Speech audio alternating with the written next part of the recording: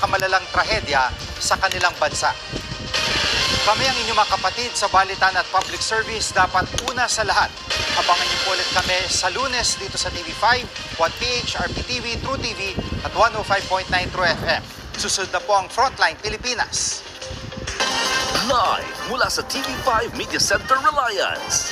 Kasama ang buong puwersa ng News 5. Ito ang 28th KBP Golden Dove Awards at 13th Macatao Awards Best TV Newscast. Frontline Pilipinas.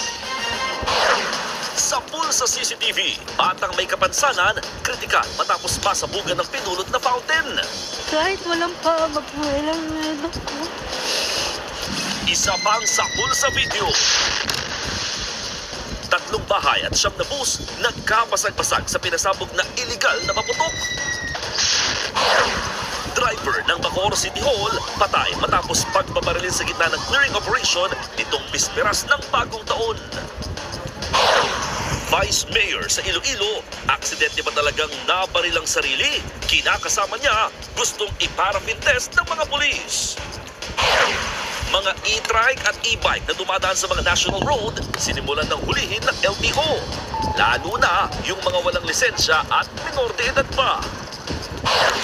Matapos ang mahabang bakasyon, mga nagpaskot bagong taon sa probinsya, nagsimula ng magbalik Maynila. Sitwasyon sa mga expressway at bus terminal, sisilipin natin live. Heto naman ang pagnanakaw ng mala Mission Impossible. ATM na nasa loob ng convenience store, tinangay ng mga nakamaskarang kawatan. Ano kaya ang naging ending? At eto na nga, award-winning film na kumbursa, mapanood na mamaya sa primetime pasabog ng TV5.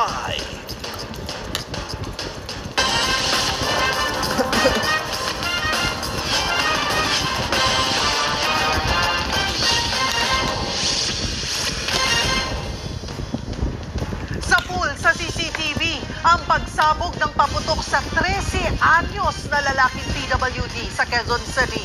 Napulot lang daw ng biktima ang fountain matapos ang pagdiriwang ng bagong taon. At live mula sa Quezon City, nasa frontline ng balitang yan si JC Cosico. JC, kumusta na ang batang na biktima ng paputok?